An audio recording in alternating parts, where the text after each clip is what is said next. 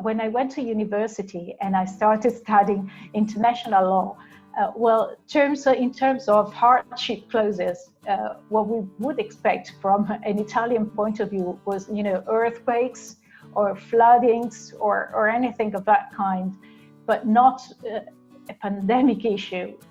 We never thought about that.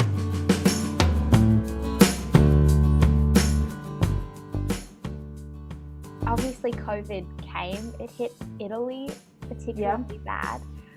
Could you maybe give us what it's like being in Milan and how COVID has impacted the fashion industry in Italy? Well, when it all started, it was really surreal. The fashion industry, of course, it was a very big blow because we had to shut down all the shops immediately, and we were not ready to.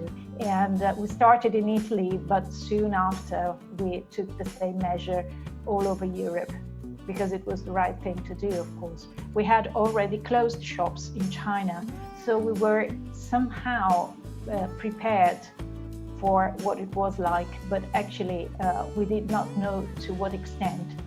And in China, we were not in Wuhan province, so we were in Shanghai, for example, where the impact was quite limited. And we thought that the same would apply in Milan as well and in other Italian cities, but actually it was not. It was quite harder. So really the entire situation was quite unexpected. Probably we were a little bit underestimating the issue, or simply the information that we got from China was not as deep and as true as it actually was. So our first concern was not really about our shops and our salespeople, but it was about our productive sites and our suppliers, because most of the suppliers, especially in the fashion industry, come from that region in China. So we were quite concerned about that.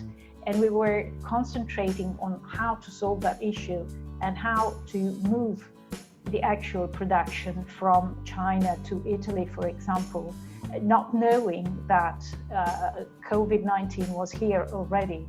So the move of just replacing some of the production in Europe actually did not prove the right thing to do. But back then, we did not know that. So there was a hard work starting from the beginning of the year, trying to move some of the production here in Italy to secure the season. But actually what happened was that, unfortunately, as COVID was already here in Europe already, we had to close. Let's talk about the retail part of the entire situation. How have the retail stores been impacted in Italy? Well, the impact was quite big. There was not just one solution applicable to all. The events unfolded quite quickly, and we had, especially in Italy, it was pretty much the same, but probably a bit slower, but we had lots of a massive production of legislation, of emergency legislation in the past months. We started at the beginning of March, and every 2 weeks we had a new set of laws being issued, and it really required a lot of time to study and then trying to fix things from a very specific perspective. As things go forward, how do you see the industry evolving in the future? Is there a hope that retail stores will open soon and things will get back to somewhat normal? Well, I don't know if it's going to be a new normal. I don't think that we are coming back to what we were until February, for example. There has to be some changes. So not just in terms of the final clients, but also of our wholesale clients. And we are trying to figure out how to build a sort of virtual showroom, even for those who cannot travel or do not feel like traveling because they are still fearful about the the consequences of the pandemic, and actually as the infection rate in Lombardy is still quite high, well, in respect to what we thought it would be. So I think that many will be uneasy to travel to Italy for some time. So what we are trying to do is challenging ourselves to find new ways and new ideas to present our collection.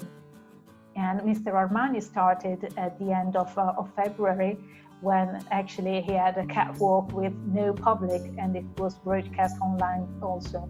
So probably that is going to be the new way of doing things, a bit mixed up, or something live, something virtual. I don't think that everything will be virtual, because part of the fashion industry is also the show part, and that is an experience that has to be done live. It cannot be just virtual.